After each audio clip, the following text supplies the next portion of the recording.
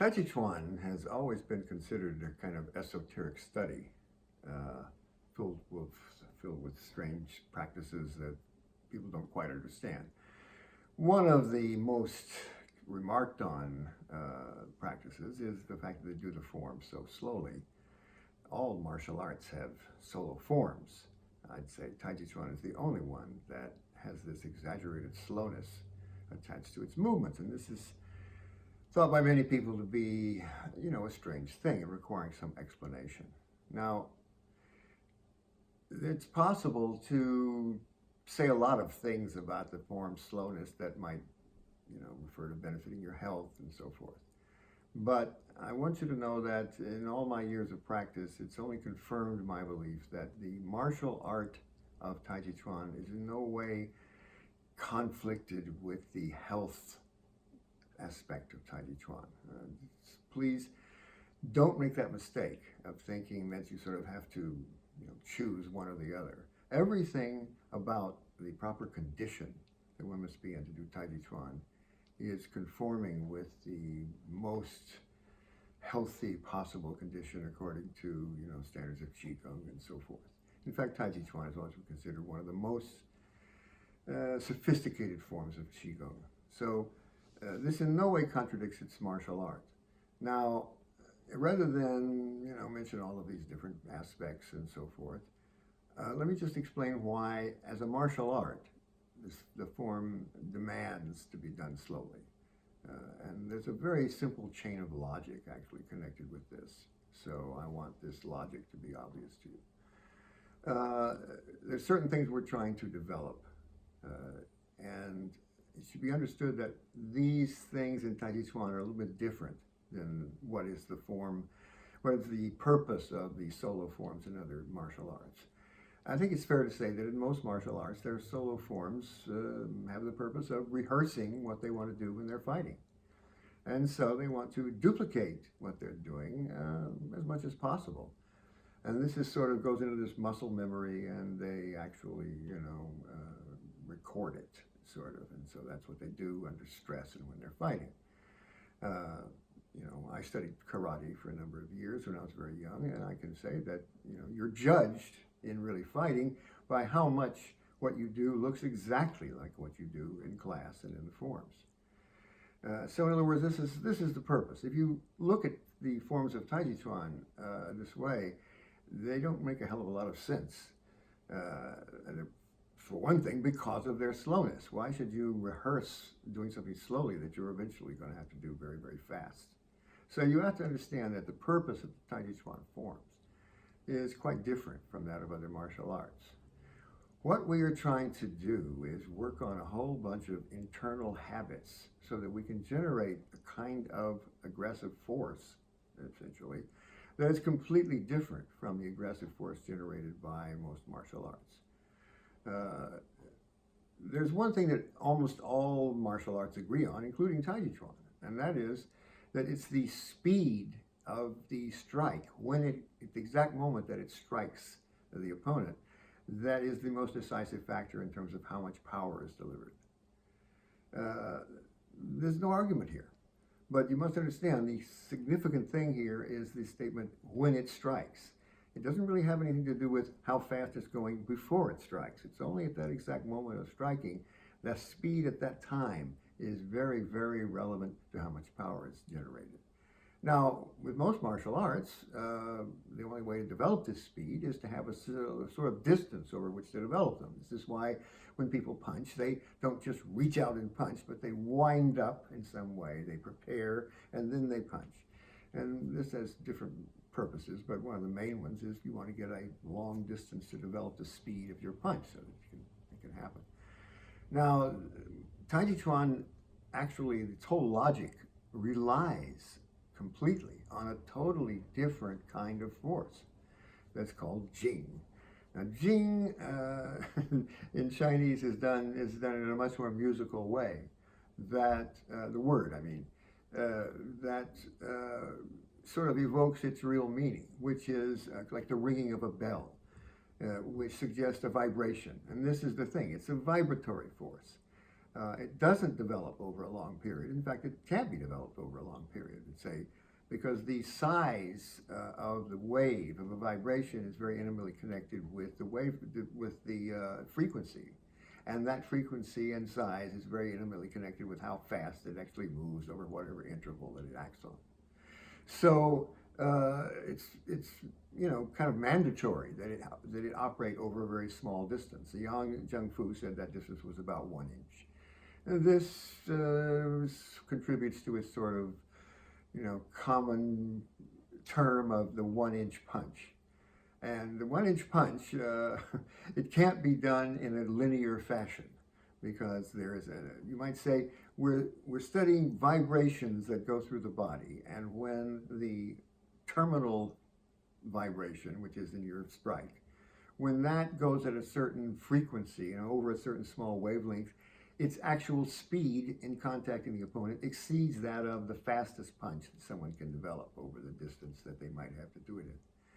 So this is the point, and otherwise it's not materially different from any kind of vibratory concept, even if it has a very big, this is a vibration and this is a vibration.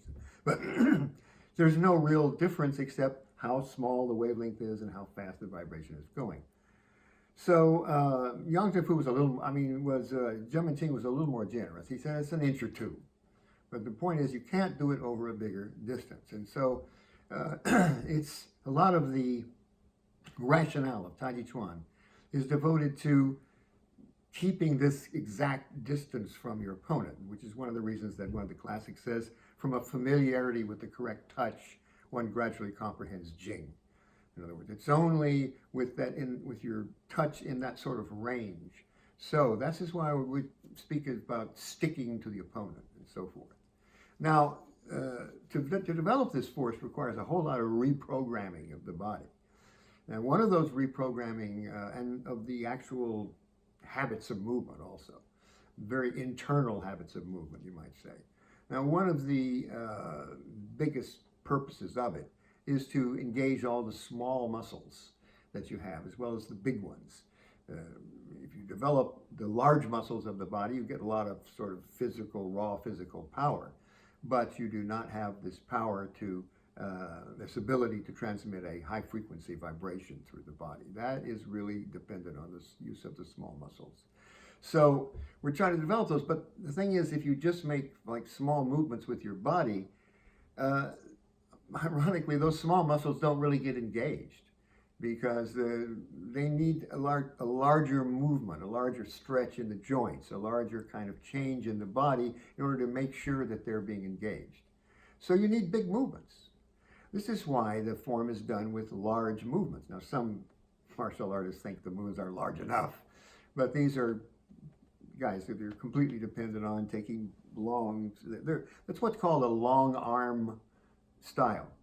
Taijiquan is the ultimate short arm style, which means we're not interested in reaching out big distances to the opponent.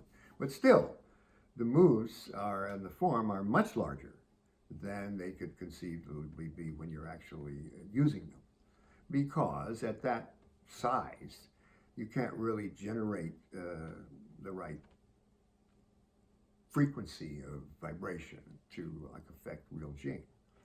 Nevertheless, we need to practice at that size in order to develop all these small muscles, and in order also to have the sort of time to think about and make contact with the body and make all these little changes of behavior and like use of the muscles.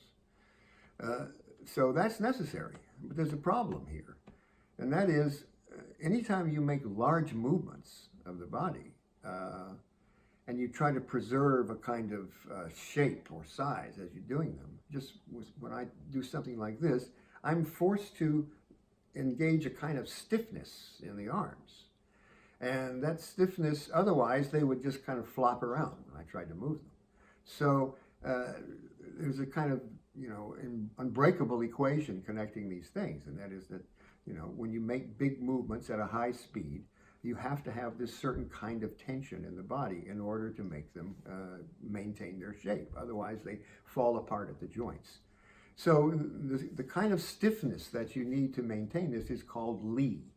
That's the elimination of li that is the real, let's say, ultimate purpose of your practice of the form. You're trying to learn how to make these relatively large movements, but in a very relaxed state. So you're using the muscles that you need to make the shapes and the movements, but you're not allowing any kind of stiffness to appear, so that there's always the potential for any kind of vibration to flow through the body and through the joints without anything impeding it.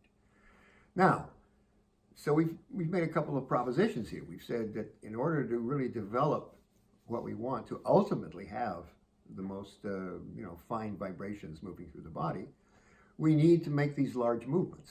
They're part of the training process. But at the same time, we can't make these large movements at a high speed without employing this quality of Li. So this means, the inevitable logic of this is that the movements must be done slowly. Now, as I said before, I think there's no contradiction here between this development, which is pointedly at, just saying, let's develop jing, let's do all of the conditions necessary to develop jing. And what we're really trying for is the right, what I call somatic condition. If you have the right somatic condition, then by definition, that condition is one in which you can move the body around, but the body will still transmit waves through it because it's very relaxed. So this is intimately connected with size, so that when we actually use Taijiquan to fight, the movements have to become much smaller in order to become faster. And there's no, pretending that when you fight with Taijiquan, you make slow movements. This is a training process. The Yang style in particular has, 5 different exercises that are sort of the cornerstones of it. And each one of these exercises is at a little bit higher speed. Form is the slowest. Tui shou is a little faster. 3-step Tui shou, when you start stepping, it goes a little faster. Dalu is distinguished by having the huge range of speeds over which you can go, but you can also do it even faster. And finally, this prepares you for Sanshou, which is done at the highest speed. And the movements of Sanshou are not in any way duplicates of the moves in the form, except in a certain internal sense. One of the enlightening things about doing Sanshou is to realize you're doing these moves that are called one thing in the form, and you're doing things that look completely different, but then you realize actually they don't feel that different. Internally, you have been trained to make them, but you've been trained to make them at very large size. So that then when they become smaller, they automatically start having a higher speed and a greater striking force. Now, this condition that you're trying for, this somatic condition, is completely consistent with the healthiest possible state of the body. So this is the reason that this concept of fighting is in no way contradictory to the concept of just Taiji for health. And even, if you have no interest in fighting whatsoever, you'd be wise to embrace that aspect of it in terms of your training, because it's completely consistent with the correct training for health. So,